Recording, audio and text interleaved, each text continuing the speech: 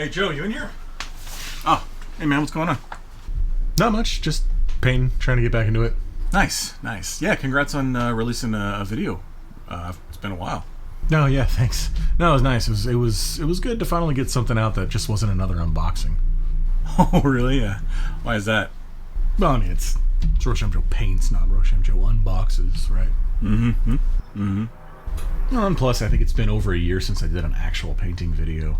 And like these kits, like they start to pile up. You get too many models, too many unboxings in a row, too many projects in general, and it's like it gets to be debilitating. You don't even know where to start. Yep. So I think in that sense, I'm just gonna, paint what I already have here. Don't pick up anything new, and just try to make sure I get back onto like a regular release schedule instead of just, buying the newest, coolest thing that constantly is being released. Yeah, man. Yeah, no, I totally get that. I'm just gonna, get back at it. Head back to the. Anyways, later.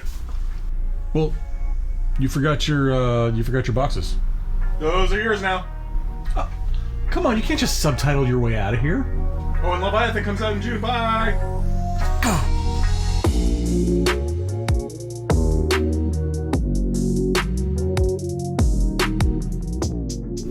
Hello everybody and welcome back to another episode of Rochem Joe Paints. As always, my name is Joe and today I had planned on doing a traditional unboxing of the Steamforged Games Monster Hunter World board game that was recently received by me. However, I don't have that much room on my desk. As you saw, if you made it all the way through the intro, there are quite a few boxes, and each of them is actually, except for the couple of rectangular ones and maybe the expansion ones, the main boxes are just huge, and there's a lot of layers to them. So what I'll do is I'll put up some pictures of what's inside those boxes, and then later on in the video I'm going to put probably just some music and the turntables of all the monsters.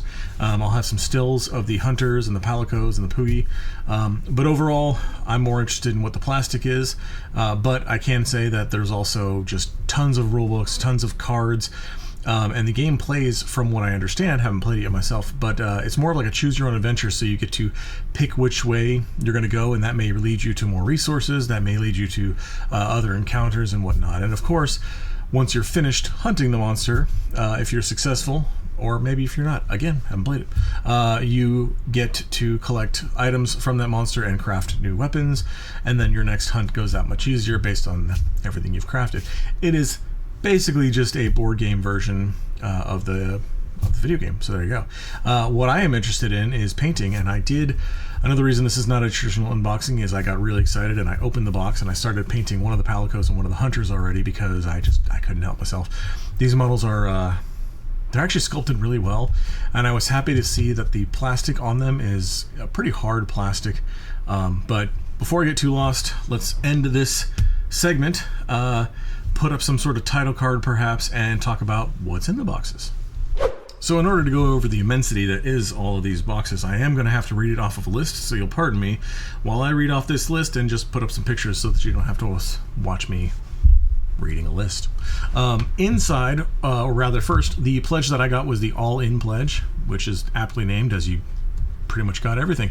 The only thing that did not come with this was there was an additional add-on later for a black Diablos and a Azure Rathalos, which came in a blue for the Azure Rathalos mold, and the black Diablos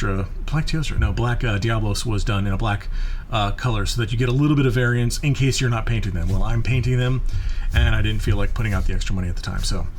But the boxes that I did get are the Ancient Forest box, the Wild Spire Waste box, the Kula-Ya-Ku, which is a Kickstarter exclusive, the Hunter's Arsenal, Kushala Daora expansion, Nergigante expansion, and the Teostra expansion, which was also a Kickstarter exclusive, which the last three of those were the Elder Dragons, so they're bigger by themselves, they have their own gameplay. Also in the Kula-Ya-Ku Kickstarter exclusive one came with all of like the login bonuses for like extra hunters, I think, and then Pookie and palicos, so stuff like that. Inside of these boxes, you've got your double-sided game boards, note sheets, markers, tokens, rule books, quest books, tons and tons of papers, tons and tons of things like that. Over 1,200 cards, which I haven't opened any of them yet because I don't want to lose them, and I want to try to actually figure out a way of organizing them. There's a little bit of, I'll do a little bit on organization later because they actually do provide a good amount of spots for you to put stuff. But I'm thinking binder. I don't know, how do Pokemon people keep all their cards? I don't know. It's going to be a lot of stuff. But those cards include things like monster physiology, behavior, armor cards, weapon cards, time cards, palico cards, attack cards, damage cards, elemental damage cards, stamina cards, and forge reference cards, which of course are the ways that you improve your armor and weapons to make your hunts later on easier, because ain't no way are you going to take on an elder dragon in beginner gear unless you're just really, really good. And I'm not, so I'm crafting stuff. For the monsters, and again, I might put these at the end depending on how long this video goes, just as quick little turntables, and I'll do timestamps for each of those in case you have a particular monster you're interested in looking at. But we've got as far as the large monsters on a 60 millimeter base, we've got the Kula-Ya-Ku. The 100 millimeter bases are the Great Jagras, Rathalos, Anjanath, Tobi-Kadachi, Barroth, Jyuratodus, which is the fish one. I'm not going to be able to pronounce it correctly ever. I pronounce probably most of these incorrect. And the Pukei-Pukei. The XXL monsters are on 120 millimeter base, and that would be things like Diablos, Teostra, Nergigante, and Kushala Daora. The Kushala Daora is hilarious because it's bigger. I mean, most of these, as they get bigger, they actually got bigger than my little box that I filmed the turntables in. So like they're ridiculously huge. Like, to call them miniatures is unjust. And then in the hunters, as far as the hunters go, there's a lot of them, and there's a lot of duplicates. There's not duplicates for everything. Like the hunting horn, I think there's only one. Gunlance, I think there's only one. But you got all 14 classes, some of them with duplicates, including dual blades, sword and shield, great sword, bow, charge blade, switch axe, insect glaive, heavy bowgun, light bowgun, longsword, gun lance, hammer, lance, hunting horn, greatsword again, bow again, sword and shield, dual blades, and then 4 models of all the starting armors. So all of the ones I mentioned before that all have individual monster armors. Like, I think it's like the lance has the Barroth armor, the one in front of me, the sword and shield, has the Rathalos armor with the flame knife. Like, it's pretty cool that they actually included not just one type of armor for all of the different weapon classes, but you actually get specific monster weapons and specific monster armors. And that's just kind of a cool, I don't know, it makes it interesting to look at, and it makes it fun to paint because you're not just painting the same exact thing over and over again. Also makes it kind of difficult to paint because obviously these did not come with any instructions on how to paint them. They did just come in a green mold, and quite honestly, the monsters and the hunters and everything, like, you probably don't even need to paint them. They've got a lot of detail already there. It's not a soft plastic, it's actually a nice hard plastic, which was one of the things I was worried about, because they're only a couple of the monsters you will actually have to assemble when you go to play it, and that's typically things like wings. The Kushala Daora one, you do have to put his tail on, which is hilarious because the monster itself, again, is like 11 inches tall or something ridiculous and super wide, and then he's got a tailpiece about that long that they didn't just affix, so you have to actually take that out of the box and put it on separately. And it made me laugh when I saw it, but overall, the models are, I think, a really good quality, like a lot better than I had seen in some other Kickstarters I had got in the past, which I won't mention. But yeah, overall, I was very happy with the sculpts and even the assembly that the people did at the warehouse or wherever they actually put them together. There's some issues where you have, like, an arm was put into slot, but it doesn't fully seat, so there's a little bit of a gap. Nothing that can't be fixed with a little green stuff. Real simple. So yeah, as far as the quality of the models go, pretty happy. Now I'm going to go over, I have a section written down here for thoughts on the packaging. So once again, I'm going to attempt to read this in a way that doesn't seem like I'm reading it, but it's over there, so who knows. As far as the packaging goes, I was impressed with how the boxes came because you saw however many things were in there. I've already put a picture up, and none of them were damaged. I have gotten, again, Kickstarters in the past where they come in a cardboard box, but then you open that box and the corners are either smashed or, like, they're ripped. Somehow they got damaged inside during shipping. Who knows?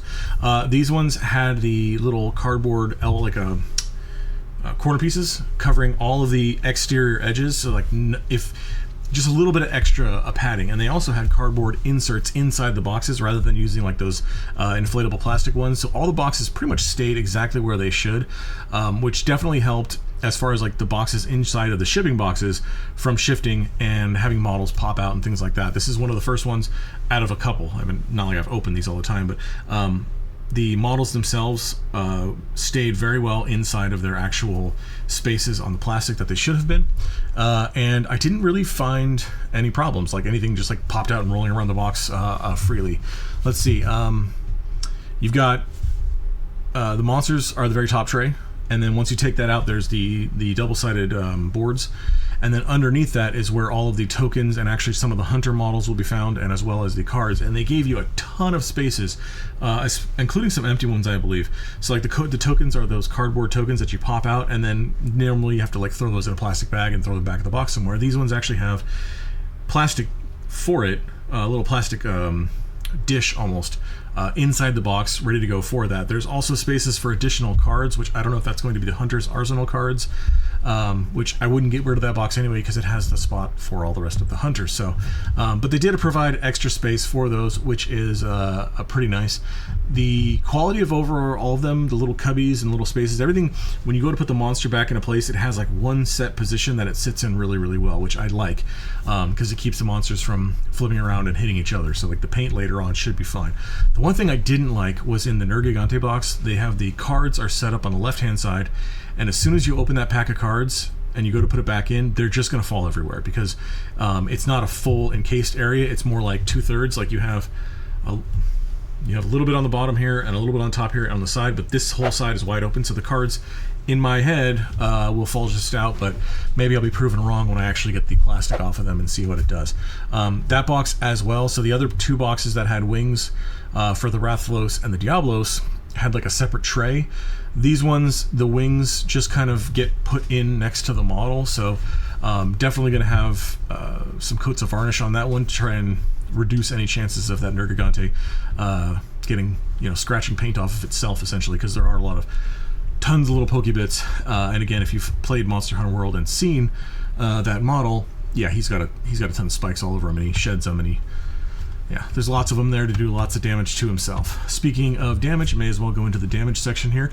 I actually only found a couple of models out of so there's 12 monsters, and then there's like 18 hunters and 4 palicos and 1 Pookie. Close to that. I don't know if that's the exact number, but it's close to that.